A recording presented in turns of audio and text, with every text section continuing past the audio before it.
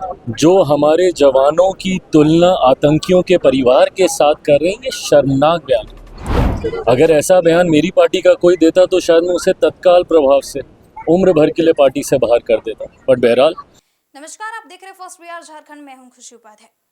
एक तरफ भारतीय सेनाओं ने जिस तरीके से ऑपरेशन सिंदूर चलाकर पाकिस्तान में घुसकर आतंकी के 9 ठिकाने को तबाह किया था, जिसके बाद पूरे देश में भारतीय सेनाओं की सराहना होने लगी, तो वहीं एमपी के डिप्टी सीएम और बीजेपी के मंत्री भारतीय सेनाओं पर आपत्तिजनक टिप्पणी कर देते हैं।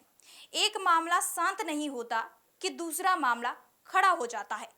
बताते चले कि बीजेपी के मंत्री ने कर्नल सोफिया कुरैशी के बारे में जिस तरीके से आपत्तिजनक टिप्पणी की थी, उसके बाद पूरे देश में बवाल मच गया था।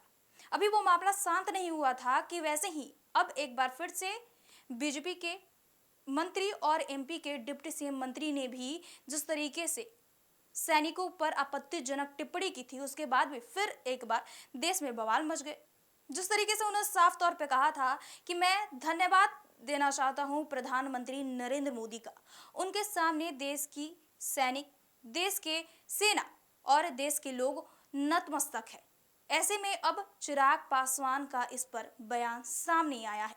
बताते चले कि चिराग पासवान ने अपने ही गठबंधन के लोगों पर जमकर बरसते नजर आए और साफ तौर पर उन्होंने कह दिया कि अगर हमारी पार्टी के लोगों ने अगर ये जवाब दिया होता तो उन्हें बर्खास्त कर देते, उन्हें अपने पार्टी से आजीवन के लिए हटा देते।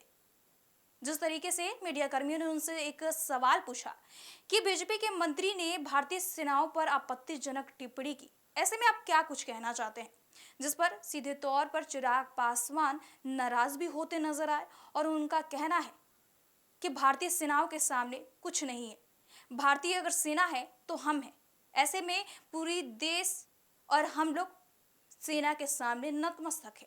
लेकिन जिस तरीके से उन्होंने साफ तौर पर डिप्टी सीएम पर अपनी भड़ास निकाली, उन्होंने कह दिया कि ऐसे में हम उन्हें सिर्फ सुझाव देना चाहते हैं कि भारतीय सेना के सामने कोई नहीं है।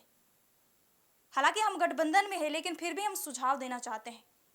अगर हमारे पार्टी के लोग ऐसा काम करते तो उन्हें आजीवन के लिए हम अपने पार्टी से निकाल देते।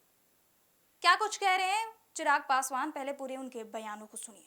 जो भी लोग ये बयान दे रहे हैं, सेना से ऊपर कोई नहीं। आज हम सब लोग हैं सिर्फ और सिर्फ सेना की वजह से। नतमस्तक हमें होना चाहिए अपने जवानों के सामने, अपने सैनिकों के सामने। ऐसे में जो व्यक्ति ऐसे बयान दे रहे हैं, भले वो मध्य प्रदेश के मंत्री हों या जो भी लोग, जो हमारे जवानों की तुलना आतंकियों के परिवार के साथ कर रहे हैं, ये शर्मनाक बयान है।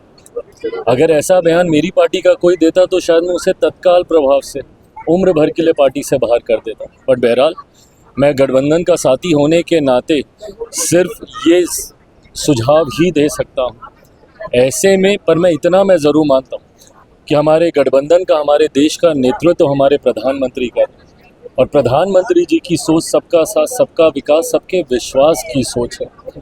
और हम सबका विश्वास हमारे प्रधानमंत्री जी की सोच पर है, और प्रधानमंत्री जी का सर्वोच्च सम्मान हमारी सेना, हमारे जवानों के प्रति है। तो जिस तरीके से आपने सुना कि साफ तौर पर चिराग पासवान मंत्री पर भड़कते नजर आए और ये कहते नजर आए कि हम तो उन्हें सिर्फ सुझाव ही देना चाहते हैं। हालांकि हम अपने गठबंधन में हैं और प्रधानमंत्री नरेंद्र मोदी जिस तरीके से सेना को मानते हैं, जिस तरीके से सेना है वैसे ही हम लोग हैं और सेना के सामने हम खुद नतमस्तक हैं। ऐसे में हम सिर्फ उन्हें सुझाव देना चाहते हैं। अगर हमारे पार्टी के लोग ऐसा करते तो उन्हें हमेशा के लिए अपने पार्टी से निकाल देते। बताते चले कि चिराग पासवान ने अपने बयानों में साफ तौर पे कहा है, अगर हमारी पार्टी के लोग ऐसा करते तो उन्हें अपने पार्टी से आजीवन के लिए निकाल दिए रहते। लेकिन हम यहाँ पर सुझाव देना चाहेंगे।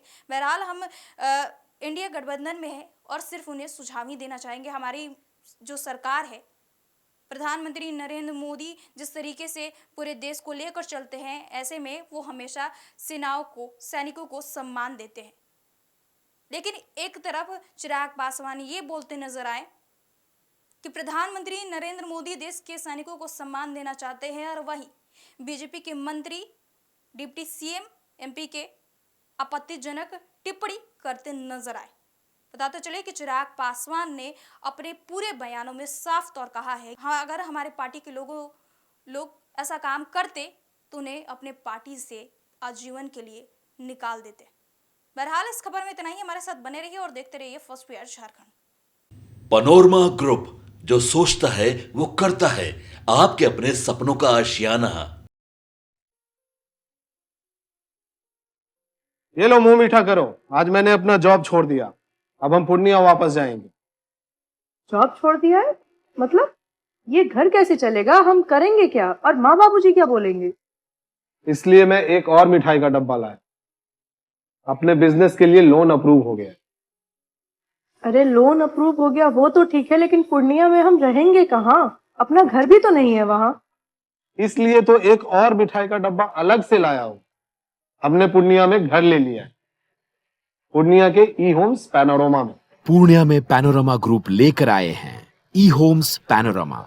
बड़ा घर, आलीशान जिंदगी और अत्याधुनिक सुविधाओं के संग। अरे अब क्यों मुंह मीठा करवा रही हो? क्योंकि हम घर वापसी जो कर रहे हैं। घर वापसी की खुशी पूर्णिया में ई होम्स पैनोरमा के संग। E homes panorama, luxurious lifestyle redefined.